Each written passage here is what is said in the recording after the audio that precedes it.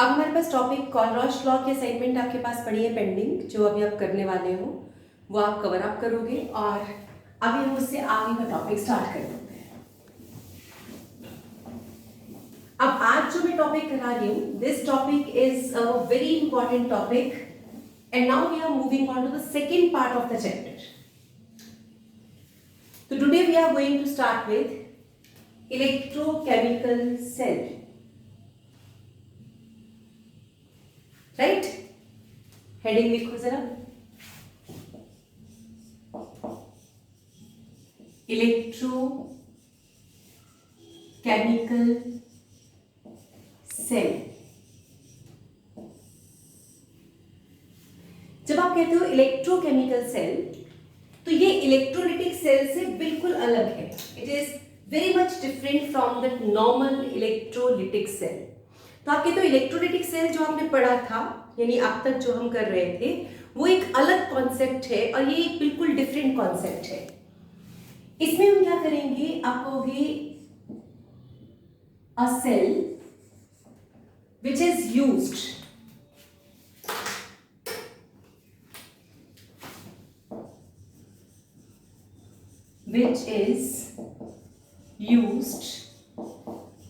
to convert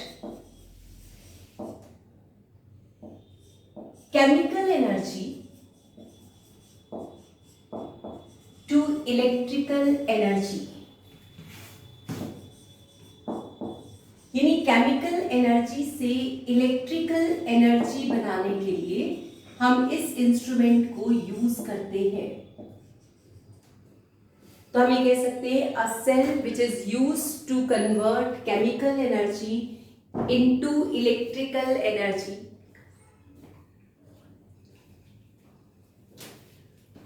ठीक है?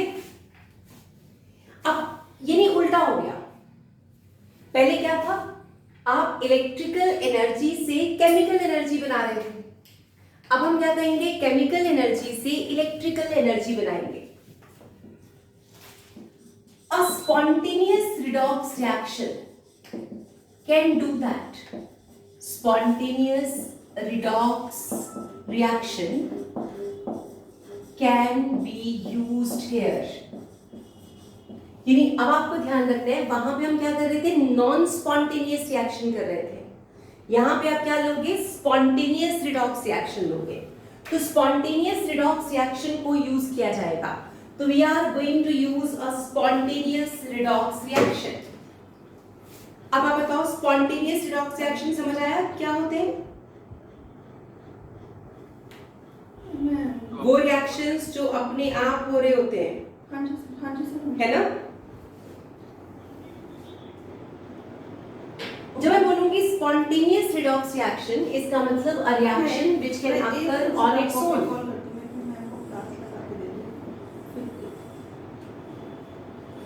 तो आप कहोगे एक ऐसा reaction, a reaction which can occur on its own, जो अपने आप हो सकता हो।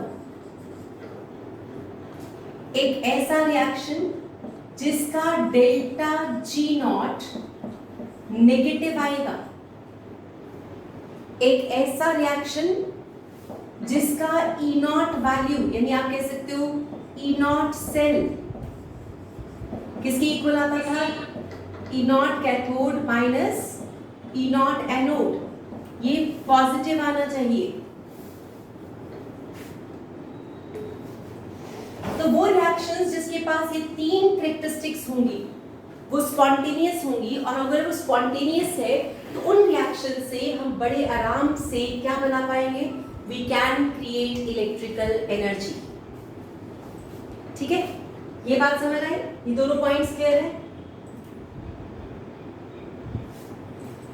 यहां आपके पास इलेक्ट्रोकेमिकल सेल में बेटा हम दो हाफ रिएक्शंस लेते हैं, हाफ सेल्स। इसमें हम लेंगे, चलो पहले मैं आपको ये समझाती हूँ, स्पॉन्टेनियस रिडॉक्स। ये जिंक रॉड है और ये कॉपर सल्फेट का सॉल्यूशन है। तो आपने 10th क्लास में किया था, इसलिए मैंने ये एग्जाम्पल लिया है। तो zinc rod is dipped in copper sulphate solution. अगर जिंक रॉड को कॉपर सल्फेट में डिप करें तो बताओ क्या होगा, व्हाट विल हैपन? बोलो।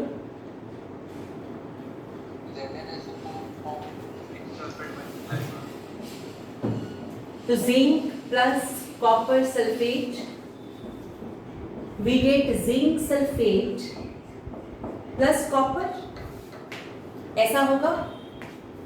yes or no?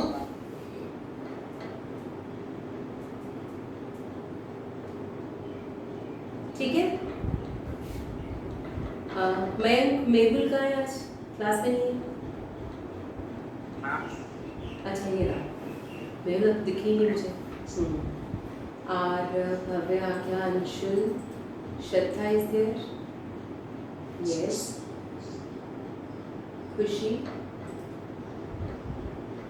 Where is Khushi? नहीं। चिरंजीव, करणप्रीत, करणदीप, ठीक है बेटे। हाँ जी, अनन्या समझ आ रहा है टॉपिक? Yes, ma'am. अब ये जो रिएक्शन है अपने आप हो रही है, चेक करो क्या ये रिडॉक्स है? जिंक से 2 पॉजिटिव, कॉपर 2 पॉजिटिव से 0, तो बेटे ये हो गया ऑक्सीडेशन, ये बन गया आपका रिडक्शन। ठीक है, यहां तक हमें क्लियर आ रहा है? ये जो जिंक है, ध्यान से देखना, जिंक का ई नॉट वैल्यू जो है -0.76 वोल्ट है, और कॉपर का जो ई नॉट है वो +0.34 वोल्ट है। आप मुझे बताओ कैथोड कौन है, जिंक या कॉपर? रिडक्शन जिसकी हो रही है वो क्या होता है? कैथोड। कॉपर कैथोड बनेगा, बिल्कुल ठीक। यानी कॉपर यहाँ पे कैथोड की तरह एक्ट कर रहा है, दिस इज कैथोड, और जिंक हमारे पास क्या एक्ट कर रहे हैं? एनोड। अब मुझे बताओ क्या आप ई नॉट सेल निकाल सकते थे?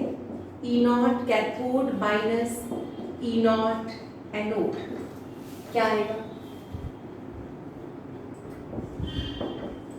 0.34 माइनस -0.76, यह आ गया 1.1 वोल्ट।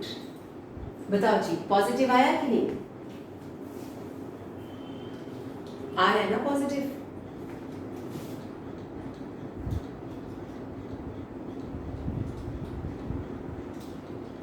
हाँ जी बेटा। अब ये जो पॉजिटिव वैल्यू है ये क्या प्रूव कर रही है? Spontaneous reaction. Delta G naught negative आ जाएगा, रिएक्शन अपने आप हो रहा है।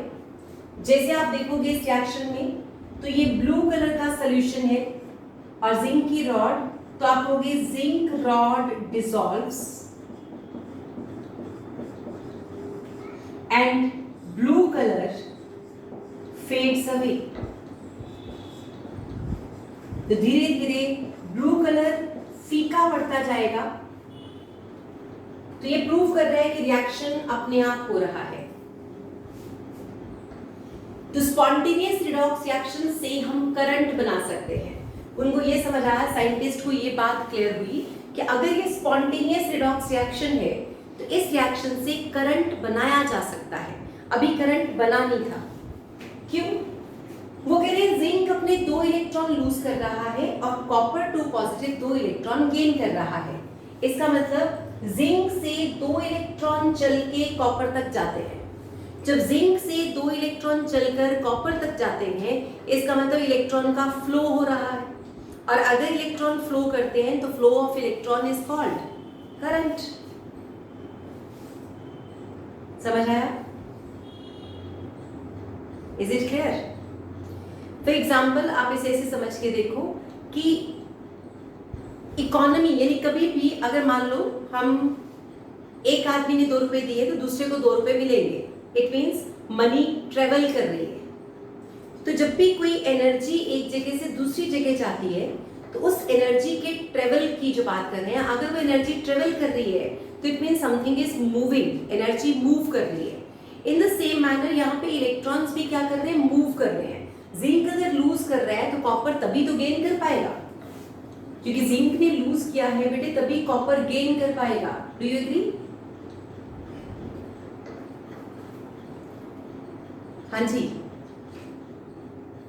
तो जिंक का लॉस कॉपर टू पॉजिटिव का गेन बन रहा है। अब साइंटिस्ट क्या कहते हैं, साइंटिस्ट कहते हैं कि if this flow of electron from anode to cathode, if flow of electron from anode to cathode is done through a wire,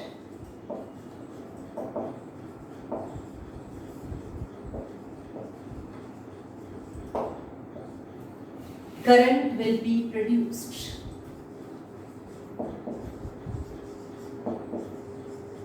ये उनका आइडिया था बिहाइंड इलेक्ट्रोकेमिकल सेल।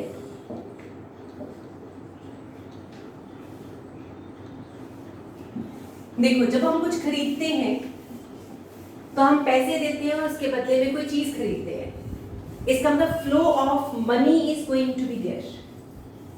लेकिन अगर हम वो फ्लो ऑफ मनी बैंक के थ्रू करें कि मैंने जो पैसे दिए उसका बिल कटा, एक बैंक के थ्रू पेमेंट हुई और बैंक को पता चला कि हाँ जी इस बंदे ने इतने पैसे खर्च किए और इस चीज को खरीदा, या यहाँ पे इसको मिले, मैंने दिए और किसी और ने दिए, तो मनी का फ्लो हुआ। लेकिन बैंक को पता चला कि यस मनी फ्लो हुई, तो कंट्री की इकोनॉमी जो है वो क्या होती है, इंप्रूव होती है।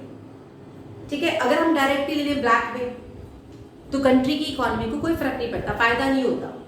तो सेम इज द केस, वो कहते हैं करंट यानी आपको पता कब चलेगा, पता तभी चलेगा ना जब इलेक्ट्रॉन वायर के थ्रू जाएगा। वहां पे मुझे एक इंस्ट्रूमेंट लगाना पड़ेगा जो ये बताएगा यस इलेक्ट्रॉन गए। अगर वो इंस्ट्रूमेंट नहीं है तो फ्लो तो हो रहा था लेकिन आपको पता नहीं चल रहा था। ठीक है, अब हम ये चाहते हैं कि जब जिंक इलेक्ट्रॉन दे और कॉपर को मिले तो बीच में हमें पता चले कि हाँ इलेक्ट्रॉन गए, और उसके लिए हम बीच में क्या लगा देंगे, इलेक्ट्रिकल इंस्ट्रूमेंट लगाएंगे जो ये बताएगा कि इलेक्ट्रॉन वाकई फ्लो कर रहे हैं। तो क्या किया गया देखो जरा, जिंक रॉड को जिंक सल्फेट में डिप कर दिया। अब कॉपर सल्फेट में नहीं करना, zinc sulphate and zinc rod. दूसरी तरफ हमने लिया copper sulphate and copper rod, copper and copper sulphate. Zinc zinc sulphate से रिएक्ट नहीं करेगा और कॉपर कॉपर सल्फेट से रिएक्ट नहीं करेगा। अब हमने इन दोनों को कनेक्ट कर दिया through a potential measuring device. तो साइंटिस्ट ने क्या किया, जिंक इलेक्ट्रोड, इसको बोलते हैं जिंक इलेक्ट्रोड, इसको हम बोलेंगे कॉपर इलेक्ट्रोड। तो व्हाट इज इलेक्ट्रोड, अब हमें समझ आ रहा है कि व्हाट इज इलेक्ट्रोड। हम कहेंगे इलेक्ट्रोड क्या है, तो electrode is element in contact with its own ions.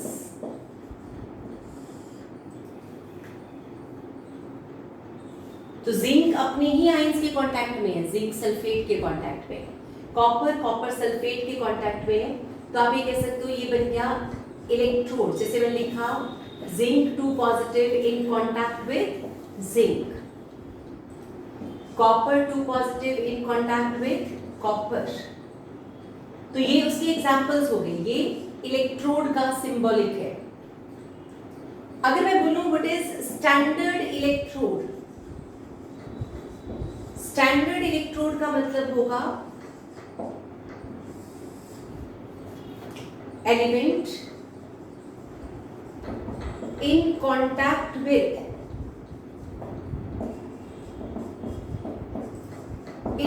own ions, that means its own salt solution having 1 molar concentration at 298 Kelvin and 1 bar pressure. अगर आप इसकी कंसंट्रेशन फिक्स कर दो, टेम्परेचर फिक्स कर दो, तो ये बन जाएगा स्टैंडर्ड इलेक्ट्रोड। दोबारा देख लो, इलेक्ट्रोड का मतलब है मेटल को मेटल के आयंस के कांटेक्ट में रखो, ठीक है। स्टैंडर्ड इलेक्ट्रोड का मतलब है एक मेटल को उसी के आयंस के कांटेक्ट में रखेंगे, लेकिन कंसंट्रेशन कर देंगे fix, that is 1 molar, and temperature 298 fix, और pressure is 1 bar, that is again fixed. तो ये इलेक्ट्रोड हो गया और वो स्टैंडर्ड इलेक्ट्रोड। अब बताओ जिंक इलेक्ट्रोड, अब ये मान लो मैंने 1 मोलर लिख दिया और टेम्परेचर 298 केल्विन लिख दिया, तो मैंने क्या ले लिया, स्टैंडर्ड जिंक इलेक्ट्रोड ले ली। ये बात समझ आई? Yes ma'am.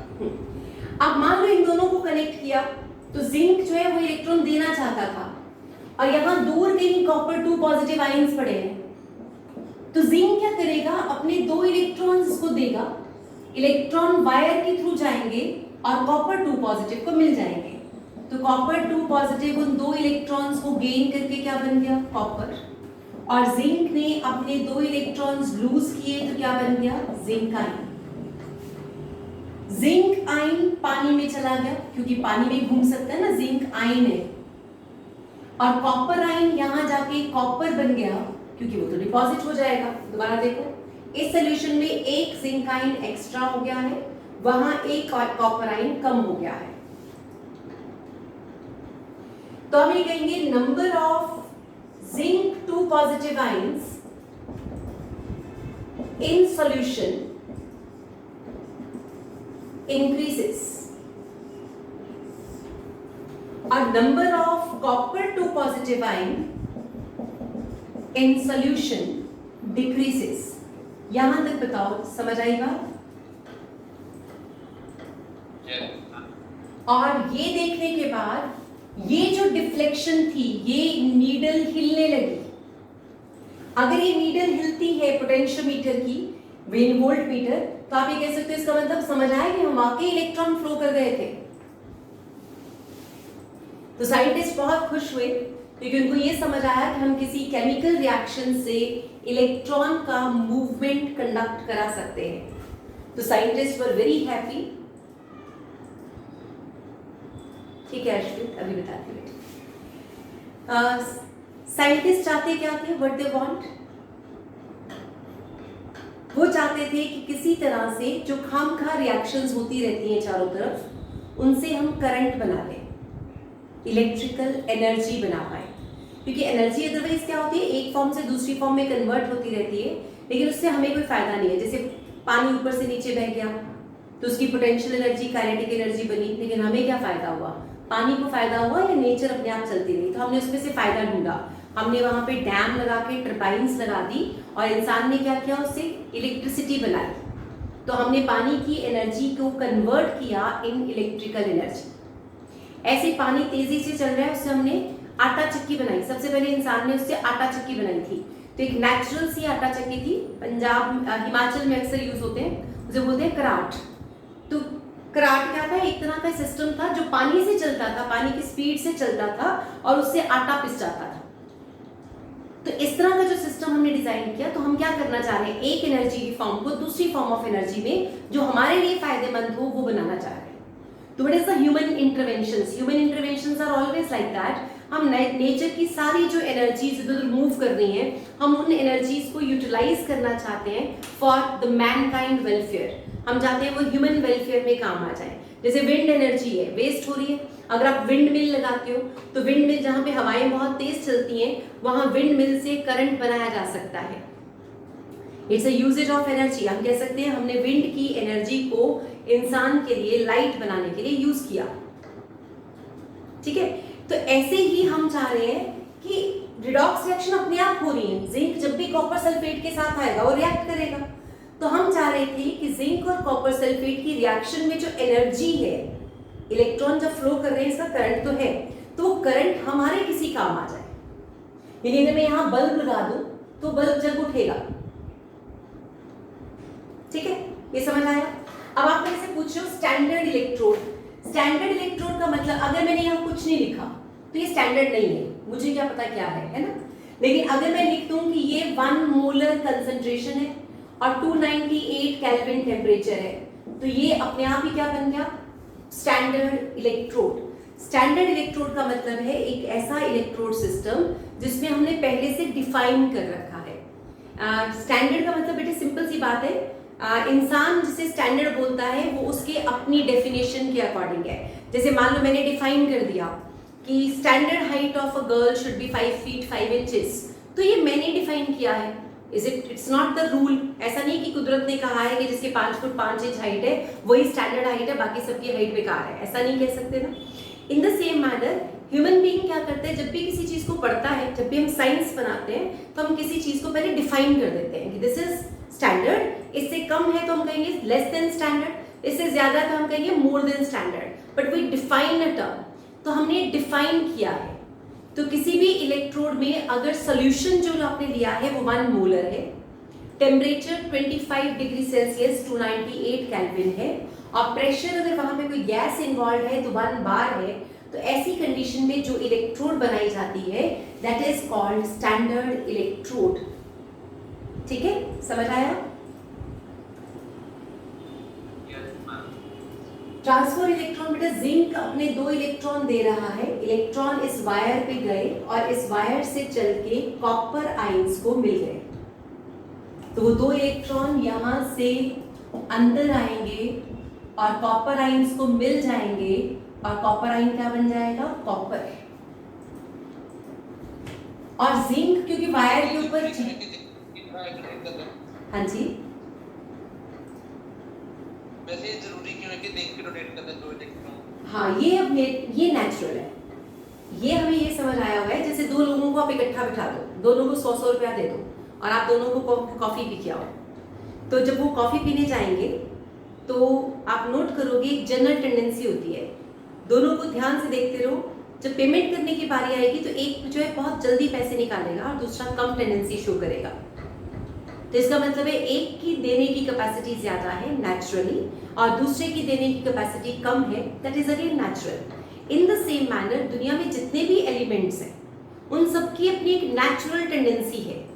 कुछ बहुत अच्छे डोनर्स हैं जो हमेशा देते रहते हैं इलेक्ट्रॉन्स, कुछ बहुत अच्छे एक्सेप्टर हैं जो हमेशा लेना ही चाहते हैं। जैसे नॉन मेटल्स हमेशा लेना चाहते हैं, मेटल्स देना चाहते हैं। अब मेटल्स में भी एक लिस्ट है, उनमें से कुछ मेटल तो बहुत ही बढ़िया डोनर है, वो किसी को भी दे सकते हैं, मेटल को भी दे देते हैं, और कुछ मेटल्स थोड़े ठीक ठाक से डोनर है। तो एक लिस्ट बन जाती है हमारे पास कि सबसे बढ़िया डोनर कौन सा है, नंबर 2 पे कौन है, number 3, number 4, number 5, number 6, number 7, ऐसे। जैसे आप लोग कभी घूमने जाओ तो आप नोट करोगे घर में एक बड़ा इंसान होता है, द एल्डर वन, जो हर जगह पेमेंट करता है, सबको चीजें वही दिला रहा होता है, और घर में आके चाहे लड़ाई भी कर रहे हो आपस में कि वही पेमेंट कर, आप ही क्यों पेमेंट करते हो, आपको क्या जरूरत है पेमेंट करने की, उसको करने दो, वो सबको बराबर करनी चाहिए, सबका बराबर टच होना चाहिए। इवन फ्रेंड्स में भी हम बहुत बार कैलकुलेशंस करते हैं कि हिसाब किताब ही चलता रहता है, अगर 100 रुपए का बिल आया, 50 उसका था, 50 मेरा, तो मैं क्यों दूं, होता है ना ऐसा। लेकिन द पॉइंट इज एक जनरल टेंडेंसी होती है, जो दे रहा होता है उसकी एक टेंडेंसी है देने की, वो चाहे उसके बाद में लेना चाहता हो या ले, बात अलग है, लेकिन उस मोमेंट पे एक टेंडेंसी डिफाइंड होती है। That's why we are behaving like that.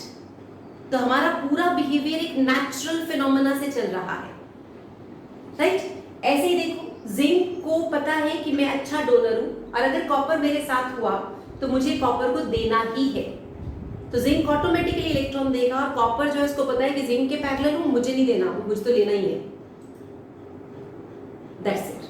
ये टेंडेंसीज जो है इन्हीं को हम फिर कहते हैं इलेक्ट्रोड पोटेंशियल। अभी तो हम इलेक्ट्रोड समझ रहे हैं, फिर हम कहेंगे अगला टर्म आ जाएगा इलेक्ट्रोड पोटेंशियल। अब बताओ, जिंक अच्छा लूजर है, लूज करने की कैपेसिटी रखता है, और ये बहुत अच्छा गेन करने की कैपेसिटी शो कर रहा है. It's a very good acceptor of electrons. अब साइंटिस्ट बहुत खुश थे. हम वापस आते हैं. अब यहां तक समझ आ गया हमने क्या किया. हमने जिंक को कॉपर के बीच में नहीं डाला, हमने थोड़ा दूर रखा ताकि जब ये इलेक्ट्रॉन दे तो एक वायर के थ्रू जाए. ये हमारी एक तरह की चाल है, यानी we are just planning this way. हम कह रहे हैं हमें पता है कि जिंक ने इलेक्ट्रॉन इसको देने ही है, तो क्यों ना इसको थोड़ा दूर कर देते हैं. अब जब ये इलेक्ट्रॉन देगा तो फ्लो ऑफ इलेक्ट्रॉन्स तो होंगे.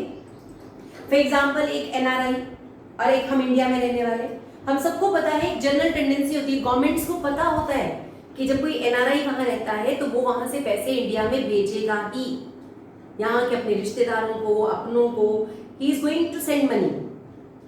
लेकिन मनी वहां इतनी दूर से ट्रेवल करेगी तो ऐसे बाय हैंड तो नहीं दे रहे ना, किसी बैंक के थ्रू, किसी पर्सन के थ्रू, किसी एजेंसी के थ्रू पैसा आएगा. इसका मतलब उस एजेंसी को पता चल गया, उस बैंक को पता चला, गवर्नमेंट को पता चला कि मनी ट्रेवल हुई है. और जैसे ही मनी ट्रांसफर होती है तो जिस कंट्री में पैसा आ रहा है उसकी ग्रोथ हो रही है, जिस कंट्री से पैसा जा रहा है उस कंट्री को फर्क पड़ रहा है, तो they are going to make economic policies according to that. इसीलिए वो कहते हैं इतने पैसे नहीं भेज सकते, तो आप ना बैंक के थ्रू नहीं इतने पैसे भेज पाते. वो उसके लिए फिर लीगल टर्म होते थोड़े से, इतने पैसे बैंक के थ्रू, बाकी इलीगली इधर उधर से भेज दिए. राइट, तो same is the case here. यहां पे भी हम इनडायरेक्टली इलेक्ट्रॉन की ट्रांसफर करा रहे हैं. ठीक है, लेकिन पॉइंट गड़बड़ हो गई. बस एक बार ब्लिंक हुआ और फिर ब्लिंक हुआ ही नहीं. तो साइंटिस्ट हैरान थे कि लगातार इलेक्ट्रॉन क्यों नहीं जा रहे. यहां पे अगर मैं बल्ब लगा दूं तो वे एक बार चमकेगा और फिर बुझ जाएगा, बस. तो this transfer of electron is not continuous. This transfer of electrons is not continuous.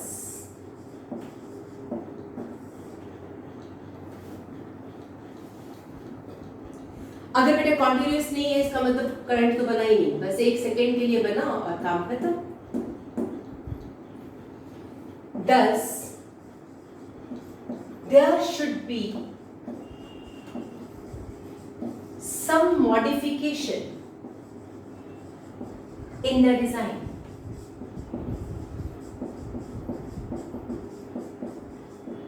तो इस डिजाइन में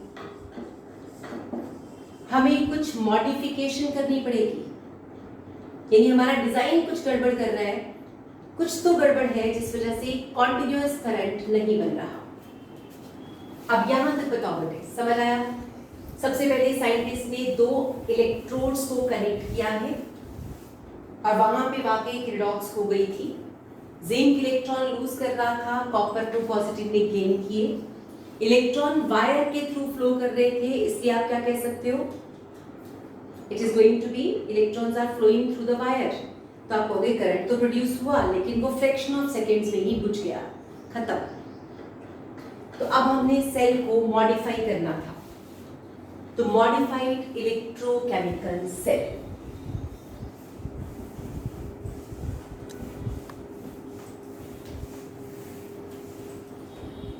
मॉडिफिकेशन जो की है वो देखो, उन्होंने सेल के बीच में एक यू शेप ट्यूब लगा दिया.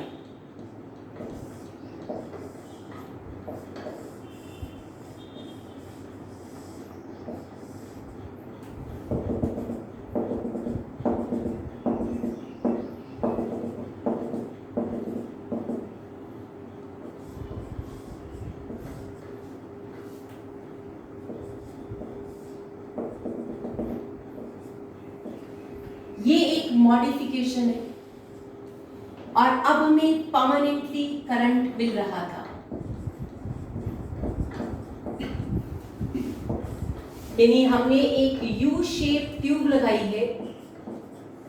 इस यू शेप ट्यूब के अंदर कुछ भरा गया है, something is filled in this tube. cell is going to work and produce electrical energy continuously.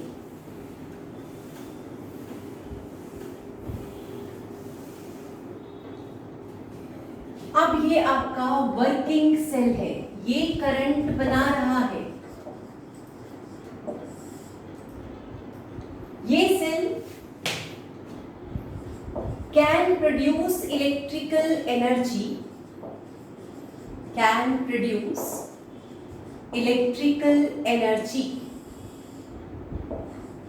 continuously.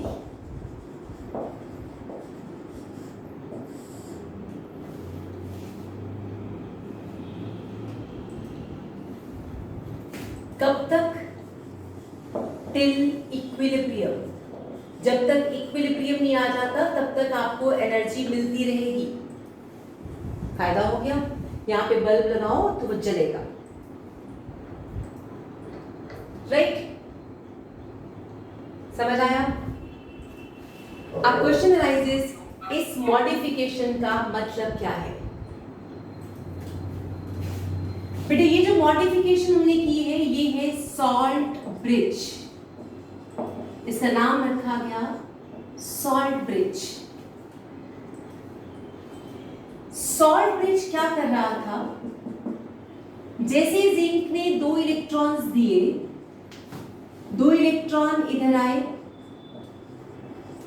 Copper 2 positive ने 2 इलेक्ट्रॉन ले लिए। ऐसा ही हुआ था?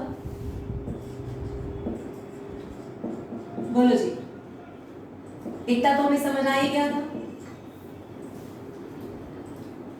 वो आपसे कहते हैं कि हुआ क्या है कि जब हमने सेल बनाया तो हमारे सेल में यहां पे concentration of zinc 2 positive increases due to oxidation and solution becomes positively charged.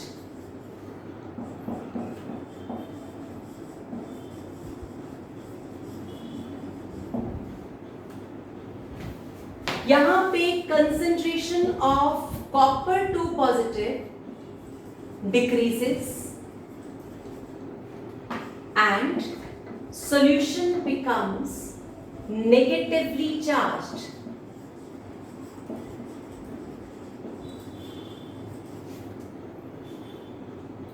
और एक पॉजिटिव सॉल्यूशन के लिए इलेक्ट्रॉन लूज कर पाना मुश्किल,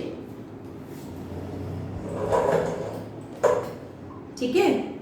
तो हमें ये समझ आ रहा है कि जो पॉजिटिवली चार्ज हो गया है, अगर उस सॉल्यूशन पे पॉजिटिव चार्ज आ चुका है तो क्या अब वो इलेक्ट्रॉन लूज कर पाएगा? जो ऑलरेडी पॉजिटिव हो चुका है वो इलेक्ट्रॉन कैसे लूज करता? वो तो लूज कर ही नहीं पा रहा था। जो नेगेटिव हो चुका है वो इलेक्ट्रॉन ले नहीं पा रहा था, तो प्रोसेस वहीं पर रुक गया था। इसलिए सॉल्ट ब्रिज ने क्या किया? सॉल्ट ब्रिज ने यहां पे एनाइंस को भेजा और यहां से केटाइंस को भेजना शुरू किया। तो सॉल्ट ब्रिज का पर्पस क्या है? तो आप कहोगे salt bridge provide anions to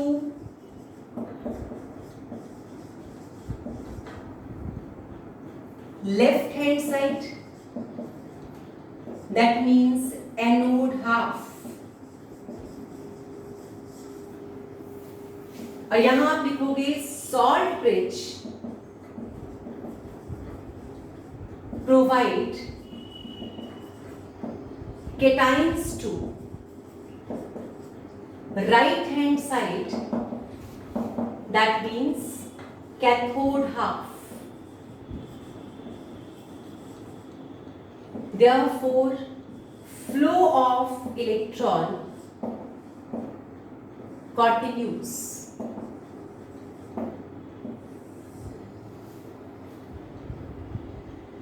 दोबारा देख लो, जब तक ये न्यूट्रल नहीं हुआ तब तक इलेक्ट्रॉन लूज नहीं करेगा। ये जब तक न्यूट्रल नहीं होगा तब तक गेन नहीं करेगा, क्योंकि नेगेटिव कभी गेन नहीं करना चाहता इलेक्ट्रॉन्स को और पॉजिटिव इलेक्ट्रॉन को लूज नहीं करना चाहता।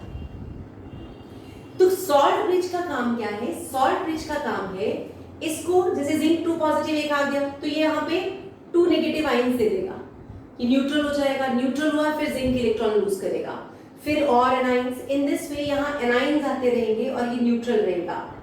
कॉपर 2 पॉजिटिव कम हो रहा था, 2 पॉजिटिव कम हुआ था, यहाँ से 2 पॉजिटिव आयंस आएंगे ताकि इस चार्ज को क्या कर दे? न्यूट्रल कर दे। अगर ये न्यूट्रल हो गया तो ये इलेक्ट्रॉन ले पाएगा।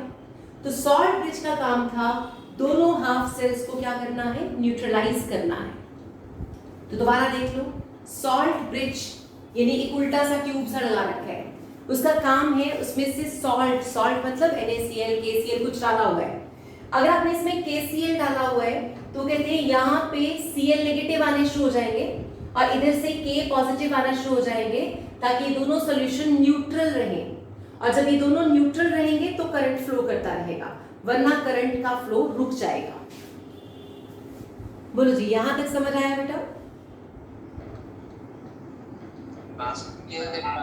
Yes ma'am. ठीक है, जल्दी से इतना नोट कर लो। और इसका मतलब सॉल्ट ब्रिज लगाने से आपको कॉन्टिन्यूअस सप्लाई ऑफ करंट मिल सकता था। हाँ जी मैम, बोलो बेटा।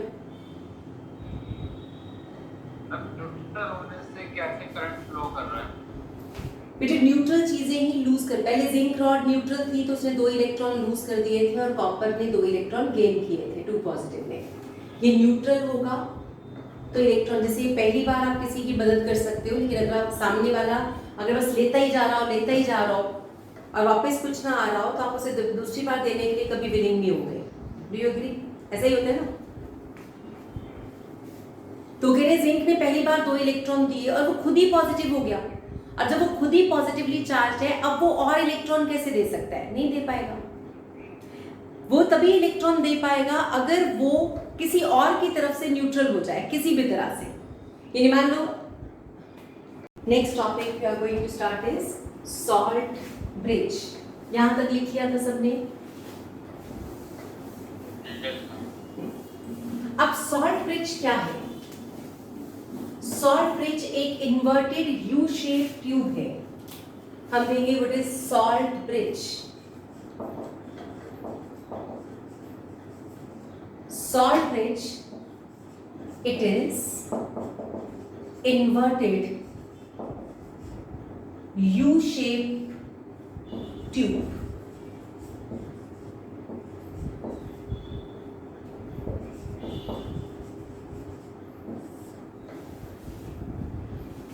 Having, इसमें डाला क्या है?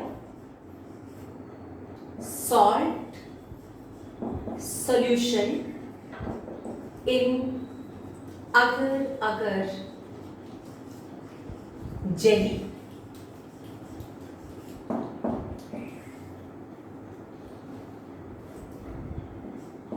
Two ends of U-shaped tube, two ends of the tube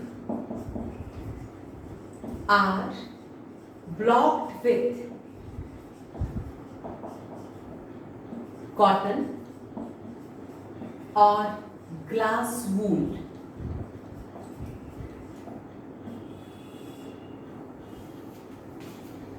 यहाँ पे ग्लास वूल लगाया है, यहाँ कॉटन लगा रखा है। इसके अंदर एक सॉल्ट है जिसको एक जेली के अंदर पेस्ट बना के डाला गया है। जेली इसलिए बेटा क्योंकि आपने उल्टा करना है। अगर पानी होता और ट्यूब को उल्टा करते तो पानी नीचे गिर जाता, तो हम चाहते हैं पानी नीचे ना गिरे, वो जेली इसके अंदर भरी रहे, सिर्फ उसमें से जब चाहिए हो तब उतने आयंस पानी में आ जाए बस। तो हम आयंस की मूवमेंट चाहते हैं, हम पूरा सोल्यूशन उसके अंदर गिराना नहीं चाहते।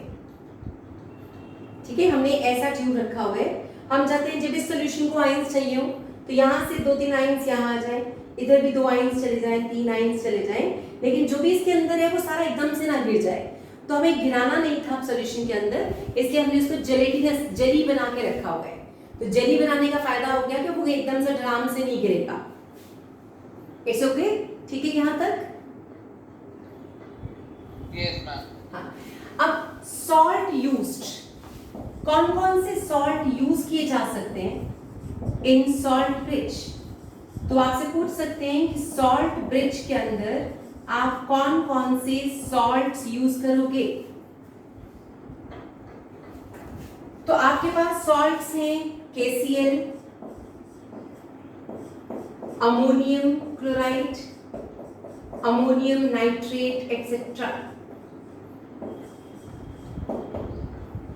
क्या कंडीशन है? Cation and A9 should have similar ionic mobility, यानी जो भी आप सॉल्ट यूज करोगे उसमें आयनिक मोबिलिटी की जो वैल्यूज हैं वो सेम होनी चाहिए, यानी केटाइन और एनाइन बराबर स्पीड से चलने चाहिए, एक नहीं बहुत तेज और एक बहुत स्लो, ऐसा नहीं। It should have similar ionic mobilities, that is number 1। Number 2, salt used, एक कंडीशन ये हो गई। दूसरी कंडीशन क्या है? सेकेंड कंडीशन है salt should not react with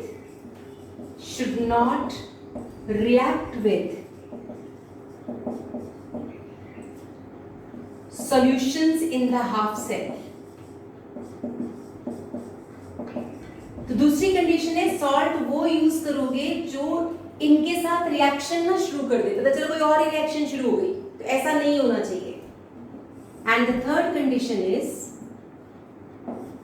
salt should not interfere with cell reaction, जो सेल का अपना रिएक्शन है उसके साथ कोई इंटरफेरेंस नहीं होनी चाहिए। And almost nil junction potential must be there।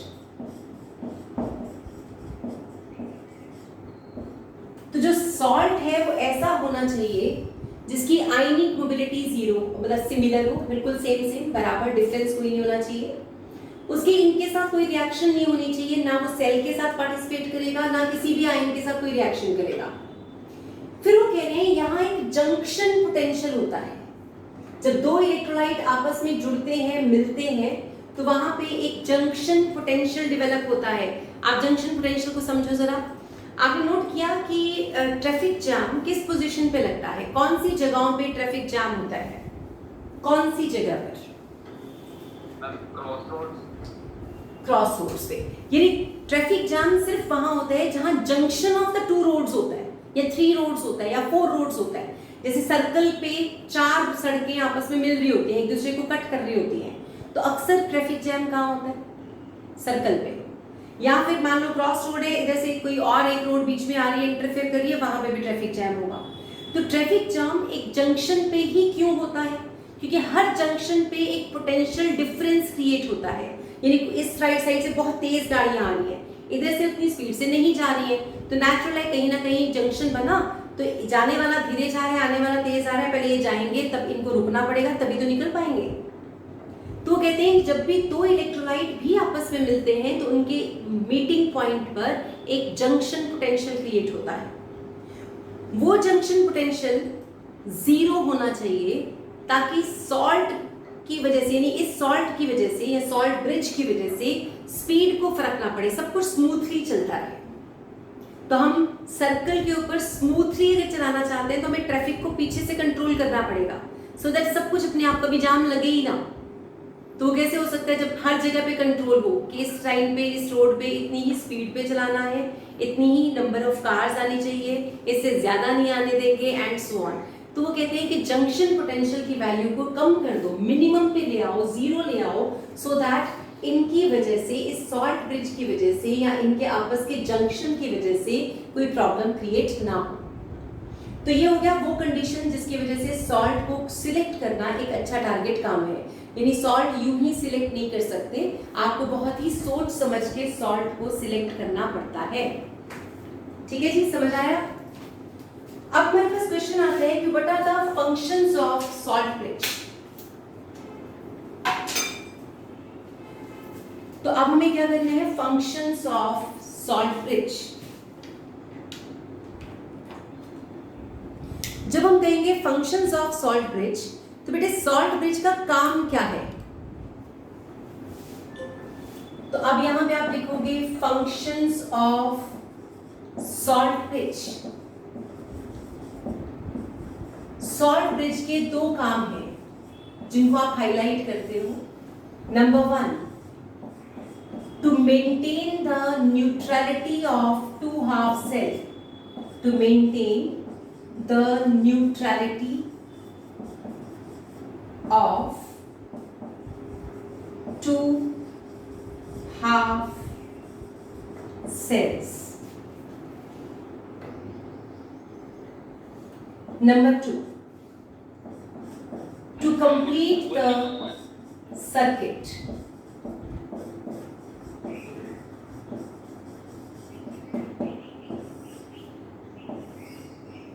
तो आप हो गए दो फंक्शंस हैं, दो मेन फंक्शंस हैं सॉल्ट ब्रिज के।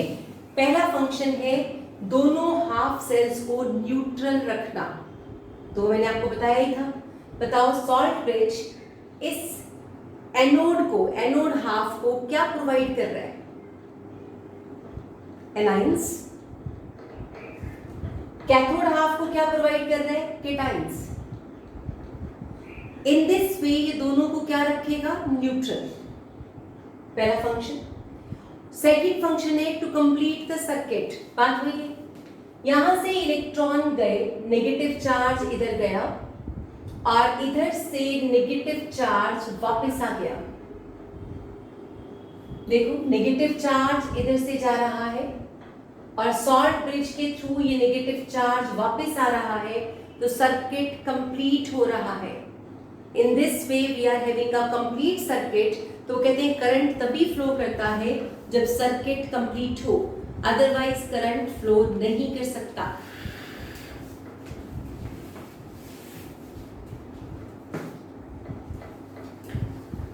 ठीक है, समझ आई बात? Yes ma'am. Yes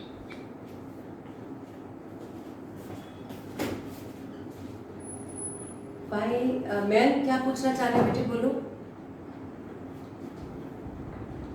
Mayank, point है। अच्छा यस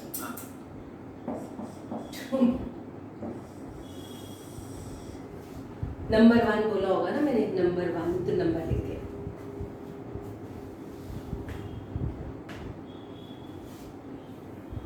तो functions of salt bridge, there are 2 important functions. और सॉल्ट कौन सा यूज कर सकते हैं उसके लिए मैंने आपको 4 पॉइंट्स बताए।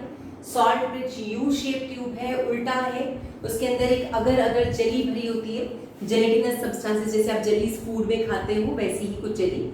और ये अगर अगर एक प्लांट जेली है, वो उसमें फुल की जाती है, वो रिएक्ट नहीं करती किसी के साथ। ठीक है, चलो जल्दी से नोट करेंगे। अगर मान लो बेटे सॉल्ट ब्रिज के अंदर सॉल्ट खत्म हो जाए तो क्या सेल वर्क कर पाएगा? अगर सॉल्ट ब्रिज के अंदर सॉल्ट खत्म हो जाए तो क्या सेल काम करेगा?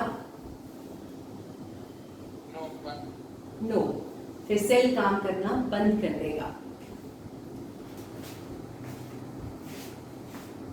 जल्दी से इसे कंप्लीट करो so that we can move further, फिर अगला टॉपिक करें।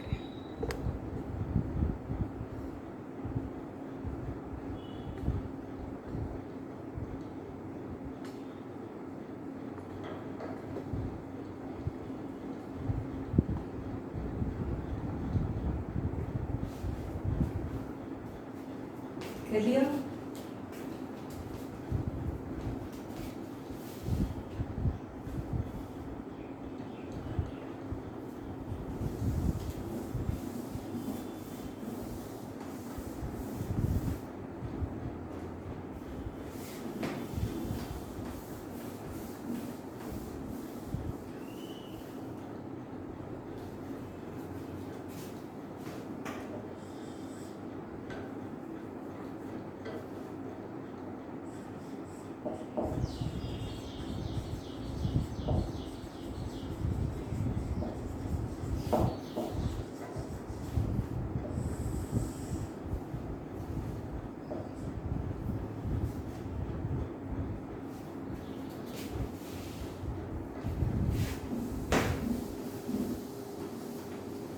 हाँ जी बेटे, कर लिया नोट सबने?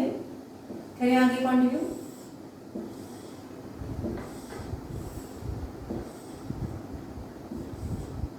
अब जब भी आप सेल बनाओगे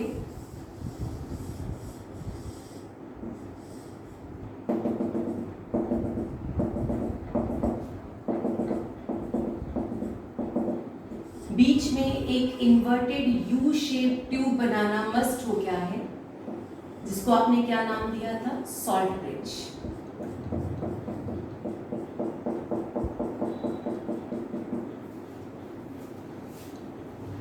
ये लेफ्ट हैंड साइड पे है, लेफ्ट, इसमें हमेशा ऑक्सीडेशन होगा।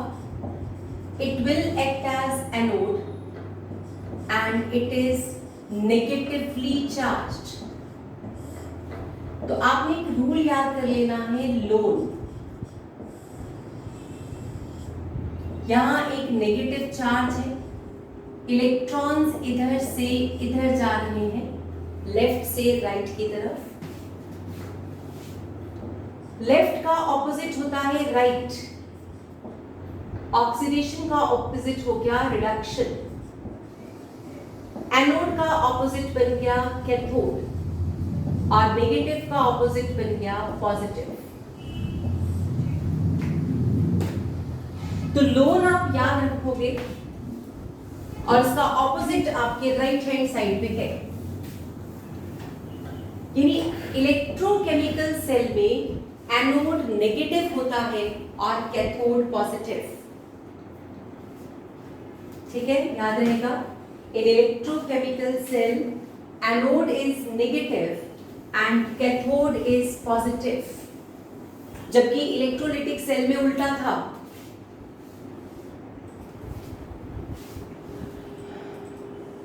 इलेक्ट्रॉन्स का फ्लो ऑफ इलेक्ट्रॉन्स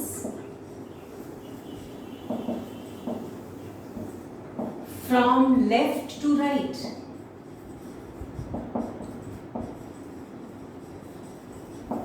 यानी फ्रॉम एनोड टू कैथोड। लेकिन अगर आपसे पूछे फ्लो ऑफ करंट, तो करंट की डायरेक्शन इलेक्ट्रॉन्स की डायरेक्शन से उल्टा होता है। तो आप कहोगे फ्रॉम राइट टू लेफ्ट।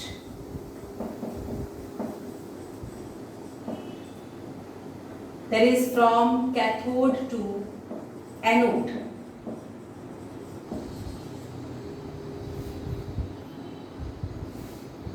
तो इलेक्ट्रॉन इस तरफ ऐसे जा रहे थे, तो करंट की डायरेक्शन आप कहोगे उल्टा है, इस डायरेक्शन में, पॉजिटिव टू नेगेटिव।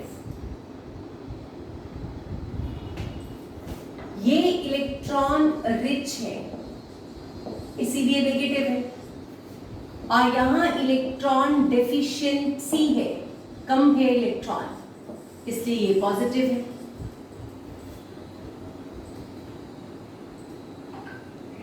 ठीक है, तो आप ये कह सकते हो electron rich and electron deficient.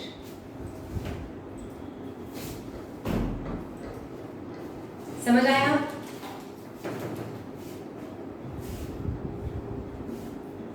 अगर ये जिंक है तो आपने उसकी कांटेक्ट में रखा था जिंक 2 पॉजिटिव। अगर ये कॉपर है तो उसके कांटेक्ट में क्या है? Copper 2 positive. बेटे इस पूरे तामझाम को बनाने के बजाय हम इसको ऐसा लिखेंगे, zinc converted to zinc 2 positive, salt bridge. 2 parallel lines जो मैंने लिखाई है ये बता रही है salt bridge. Copper 2 positive is converted to copper. यहां आप लिखोगे नेगेटिव चार्ज, यहां लिखोगे positive.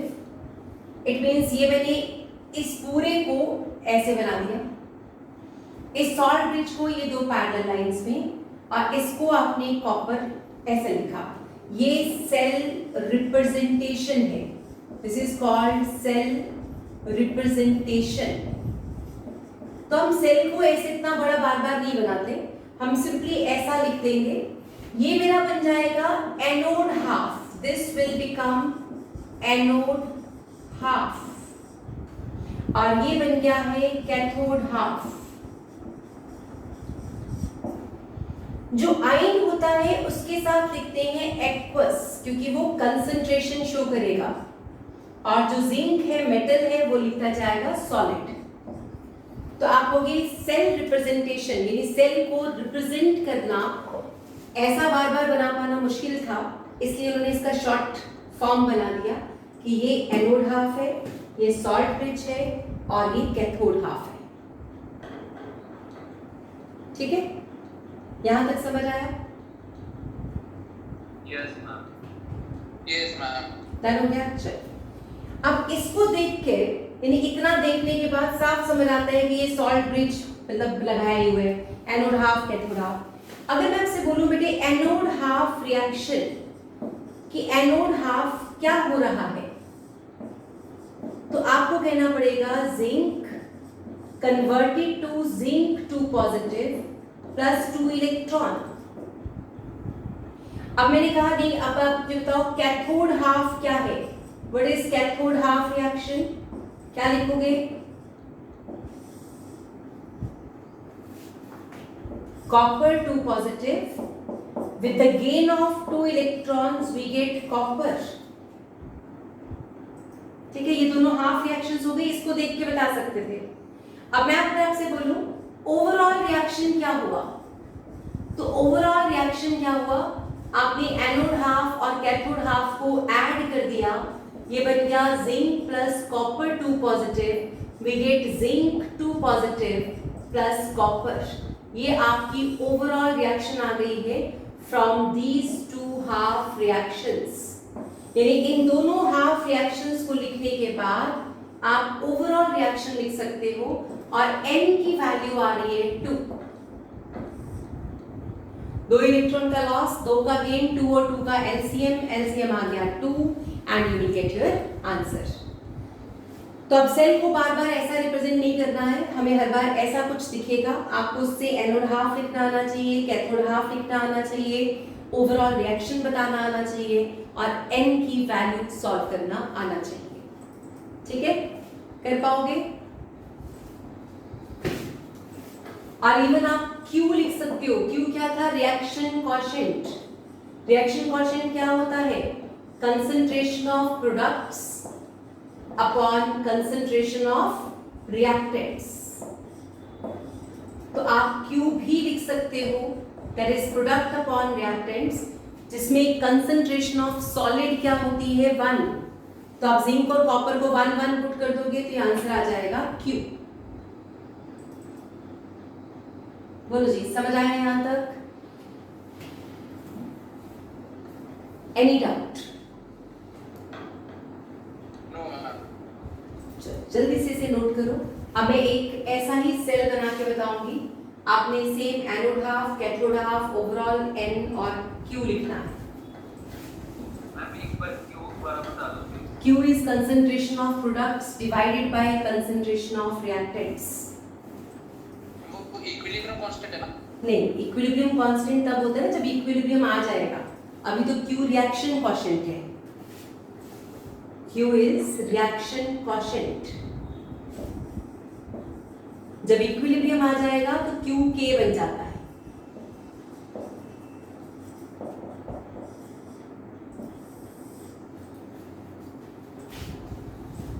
Aluminium gives aluminium 3 positive, salt rich, copper 2 positive to copper, negative, positive, aqueous, aqueous, solid, solid।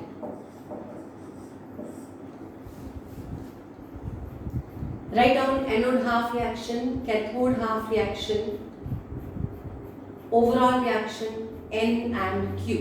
लिखो जी, करो solve.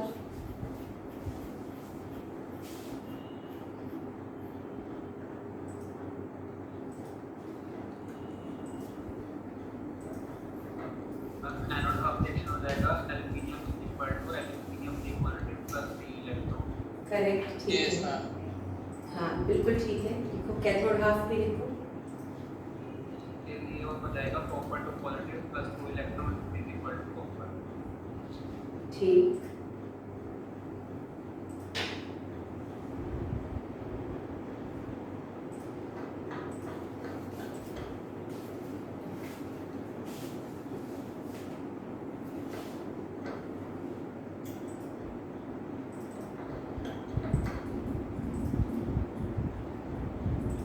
Overall reaction 2 aluminium plus 3 copper 2 positive gives 2 copper plus 3 aluminium.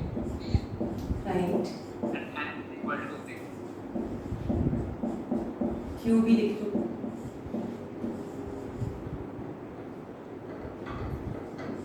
Anode half check कर लो सब लोग, सबने ठीक लिखा।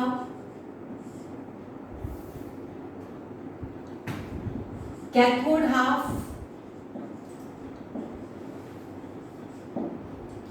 दोनों में इलेक्ट्रॉन्स बराबर नहीं थे, इसलिए multiply lower with 3 and upper with 2 so that electron should come to be equal.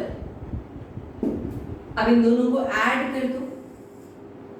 जब आप ऐड करोगे तो ओवरऑल रिएक्शन आती है। चेक करते जाओ सबका आंसर ठीक आए।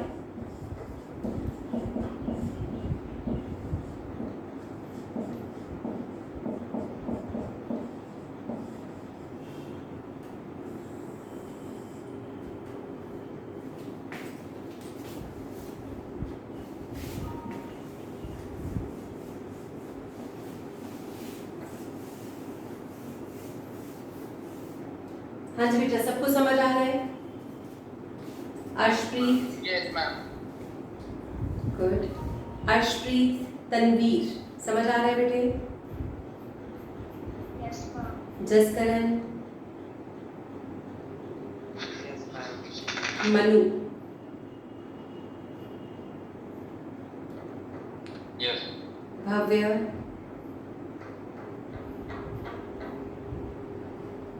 समझ आ रहा है बेटे?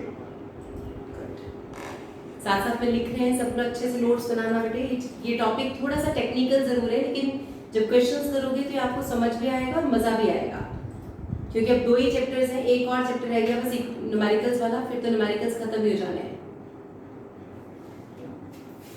अब आपको मैंने कहा था n क्या आएगा, तो बेटे n की वैल्यू आ गई 6।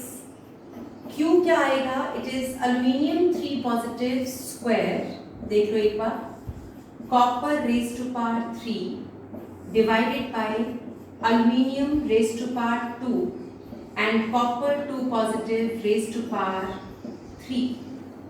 सॉलिड की कंसंट्रेशन 1 हो जाती है, इसे कैंसिल कर देंगे तो आपका आंसर आ जाएगा aluminium 3 positive concentration raised to power 2 and copper 2 positive raised to power 3। हाँ जी, क्लियर हुआ? Any doubt? हाँ जी कोई बेटे। बढ़िया बता दो क्या चीज? ये कैंसिल कैसे हुआ? 1 है ना, कंसंट्रेशन ऑफ सॉलिड क्या होती है? 1। यस, तो 1 का क्यूब लिखूं या स्क्वायर, रहेगा तो 1 ही, और 1 का कोई मतलब नहीं होता कैलकुलेशंस में, तो इसलिए हम उसे इग्नोर कर सकते हैं। Complete the next example. हाँ बोलो। अब जैसे उसमें इक्विलिब्रियम कांस्टेंट में हम एक्टिव मास लेते हैं, जो रिएक्टर है, तो इसमें हम इनिशियल मास लेंगे। इसमें भी एक्टिव मास ही लेंगे, इसमें भी एक्टिव मास ही लेंगे, मोलारिटी लेनी है हमें, कंसंट्रेशन। ठीक है, करो जी next example, solve this question. Ma'am anode half हो जाएगा aluminium is equal to aluminium 3 positive plus 3 electron, और कैथोड हाफ हो जाएगा argon positive plus 1 electron gives argon. Argon की सिल्वर, सॉरी सिल्वर, हाँ, sorry silver 1 positive plus 1 electron gives silver. तो aluminium gives aluminium 3 positive plus 3 electrons, silver 1 positive plus 1 electron, it is going to be silver। आप नीचे वाली reaction को 3 से multiply कर देते हैं ताकि इलेक्ट्रॉन्स बराबर हो जाए और फिर दोनों को ऐड कर दो, तो बच जाएगा aluminium plus 3 silver 1 positive gives aluminium 3 positive plus 3 silver. N की वैल्यू आ गई 3 और Q आपके पास आ गया aluminium 3 positive ion concentration, silver concentration raise to power 3 divided by aluminium and silver 1 positive raise to power 3, ये फिर 1 हो जाएगा and we get the answer. ये आपके पास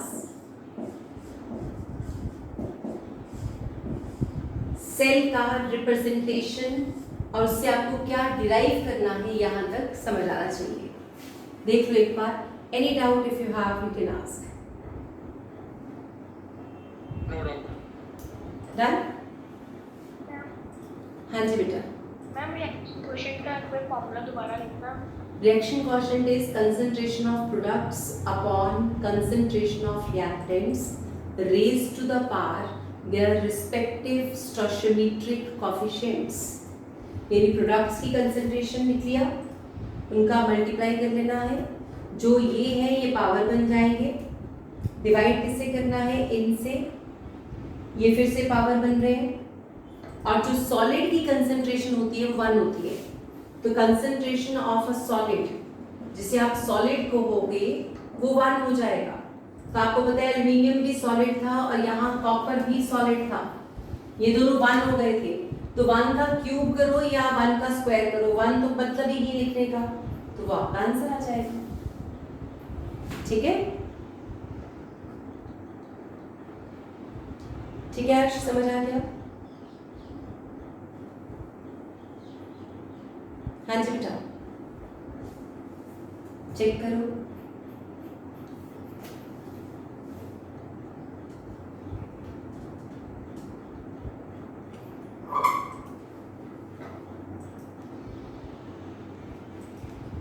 अब आपके पास नेक्स्ट टॉपिक पे हम मूव करते हैं। Next heading is electrode potential. अब हमारी अगली टर्म है electrode potential.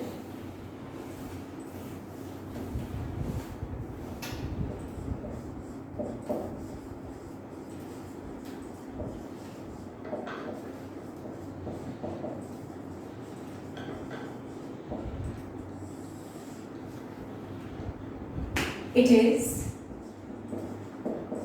tendency of an electrode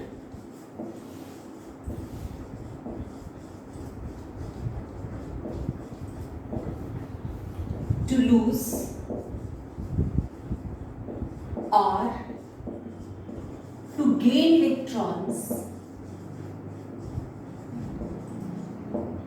when placed in contact with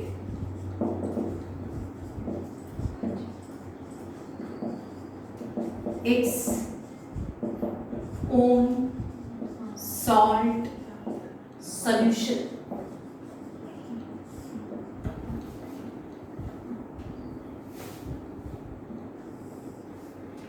electrode potential दो तरह का हो सकता है।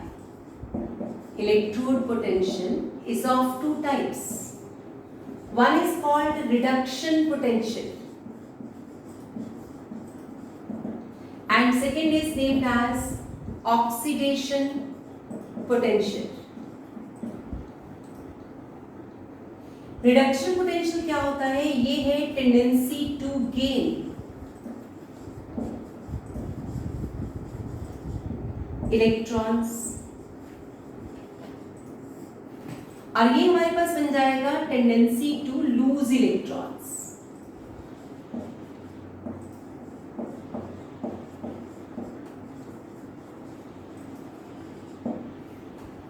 फॉर एग्जाम्पल जब हम पोटेंशियल लिखते हैं E0, तो मैंने यहां पे अगर स्टैंडर्ड वर्ड यूज कर दिया तो बताओ स्टैंडर्ड का मतलब क्या हो जाएगा?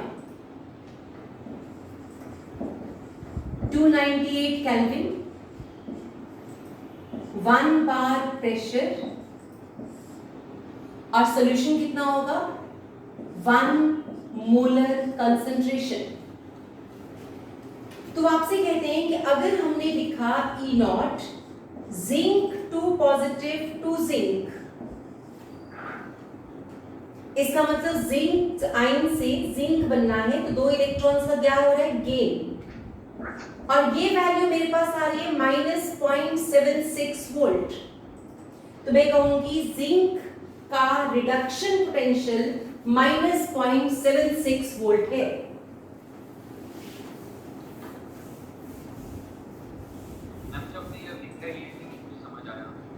क्या चीज बेटे?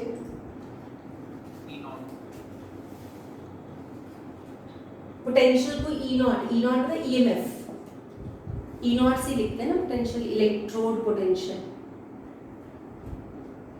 ठीक है। कोई सिंबल देना था ना उसे।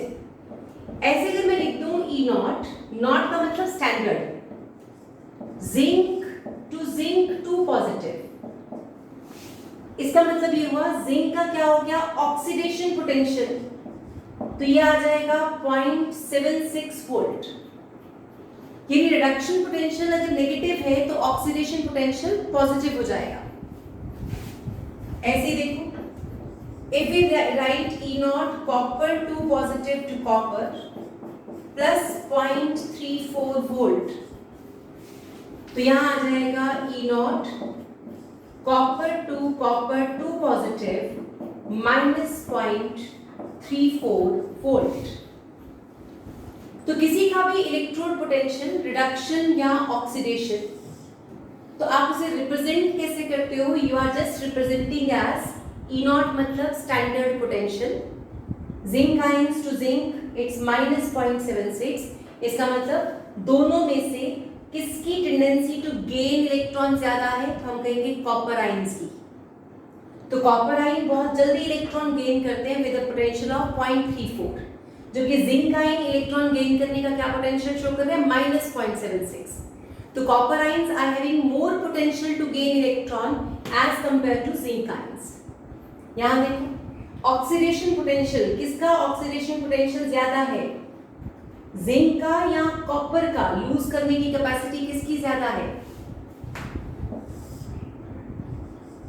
तो zinc has more oxidation potential than copper, और यहां मुझे दिख रहा है कि जिंक आयन, यहां आप कह सकते हो copper ion, copper to positive has more reduction potential than zinc to positive। Check करो ये बात जो मैंने लिखी है समझ आ गई? इसका गेन करने की पावर है, क्योंकि ये इलेक्ट्रॉन गेन करके ये बनेगा, तो ये कम है, और कॉपर आयन की गेन करने की पावर ज्यादा है।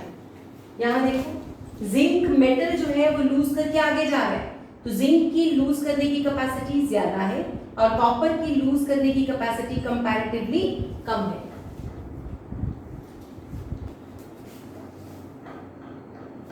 हाँ जी, +2 class.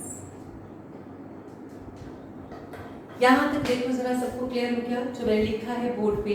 Is it clear? Yes ma'am. किसी का कोई डाउट, कोई कंफ्यूजन?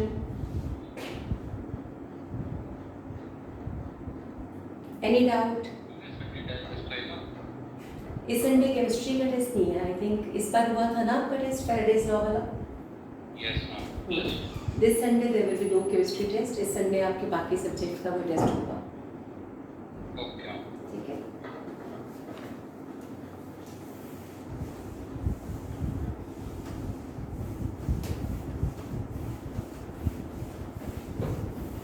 हाँ जी बेटे, अब इलेक्ट्रोड पोटेंशियल हमें समझ आ गया था, और डिफरेंट इलेक्ट्रोड्स के पोटेंशियल डिफरेंट होते हैं। हम ये कह सकते हैं इलेक्ट्रोड्स के जो पोटेंशियल की वैल्यूज हैं those are going to be different for different systems.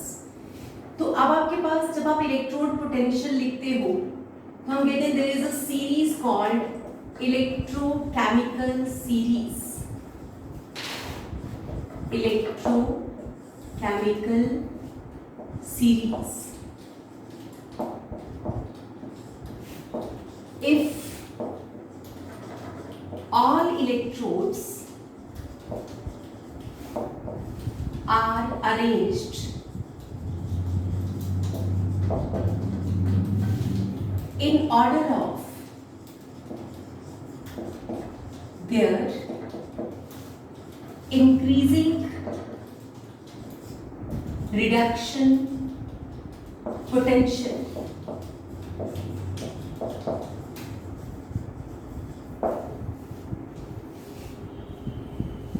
the arrangement obtained, the arrangement or the series, arrangement or a series formed is called electrochemical series.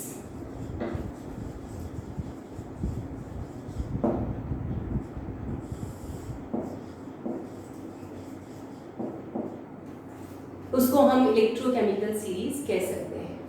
तो अगर सारी इलेक्ट्रोड्स को एक तरह से अरेंज कर दिया जाए तो वो जो अरेंजमेंट बनेगा उसको इलेक्ट्रोकेमिकल सीरीज बोलते हैं। इलेक्ट्रोड पोटेंशियल को कैलकुलेट करने के लिए electrode potential is measured by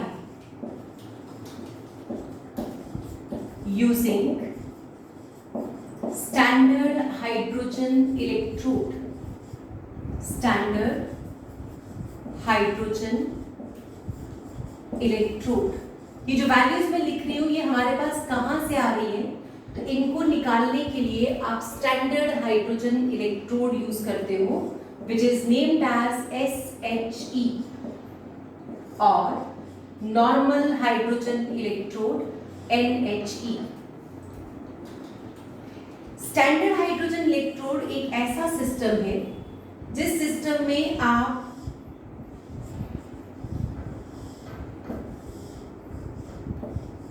hydrogen gas को H पॉजिटिव के कांटेक्ट में रखते हो।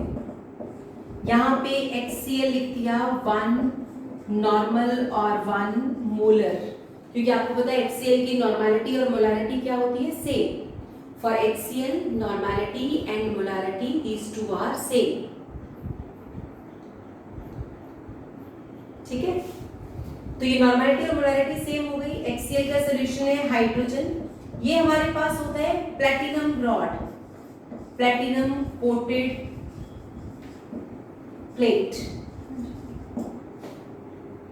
इस इलेक्ट्रोड में ये जो गैस है हाइड्रोजन गैस, इसका प्रेशर है 1 बार और टेम्परेचर रखा गया है 298 केल्विन। इस इलेक्ट्रोड को हम बोलते हैं SHE और इसका जो E0 वैल्यू है उसे एज्यूम किया गया है 0.0 वोल्ट। हमने इसको एज्यूम कर लिया है 0 वोल्ट, यानी हम ये मान के चलते हैं कि हाइड्रोजन का स्टैंडर्ड पोटेंशियल 0 है, ये मान लिया है ताकि हम बाकियों को इसके कंपैरिजन में नोट कर पाए। तो what is standard hydrogen electrode? It is SHE और नॉर्मल हाइड्रोजन इलेक्ट्रोड। इसमें हाइड्रोजन को HCl के कांटेक्ट में रखेंगे, H पॉजिटिव। नॉर्मैलिटी और मोलैरिटी सेम है, इसके नॉर्मल हाइड्रोजन इलेक्ट्रोड भी कह सकते हैं। टेम्परेचर 298 केल्विन, प्रेशर 1 बार, प्रेशर प्लैटिनम कोटेड प्लेट है क्योंकि प्लैटिनम के सरफेस पे हाइड्रोजन गैस थोड़ा सा टिक जाता है, तो आप कहते हो platinum rough surface absorb hydrogen gas on it. तो हम हाइड्रोजन गैस को अंदर डालना चाहते हैं, हम चाहते हैं हाइड्रोजन गैस थोड़ी देर उसके कांटेक्ट में रहे, तो हमने क्या किया, प्लैटिनम का जो रफ सा सरफेस बनाया है वो एब्जॉर्ब करेगा हाइड्रोजन गैस को, तो अपने सरफेस पे रोक के रखेगा, पकड़ के रखेगा। तो in this way we have the standard hydrogen electrode जिसका पोटेंशियल हमारे पास कितना है, 0.0 वोल्ट। ठीक है जी, अब नेक्स्ट क्लास में हम ये सीखेंगे इसकी हेल्प से हमने E0 कैसे निकाल दिया। तो how we calculate E0 with the help of this standard hydrogen electrode. That we'll do in the next coming class. यहाँ तक देख लो बेटा. Any doubt if you have, you can ask.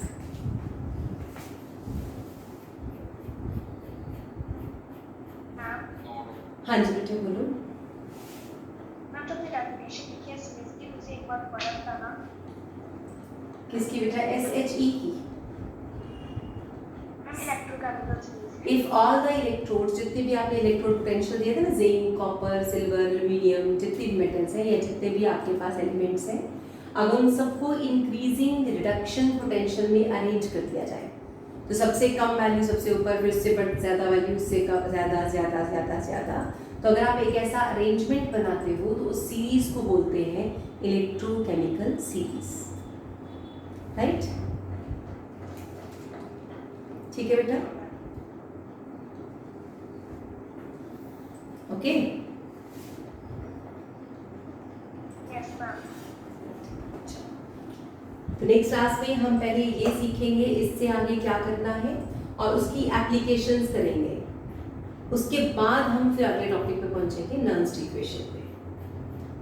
तो that's all for today's class. आज इतना ही करते हैं. नेक्स्ट क्लास में विल कंटिन्यू फर्दर. ओके जी. थैंक यू बेटा. Thanks for the class. Okay जी. God bless you all. Thank you.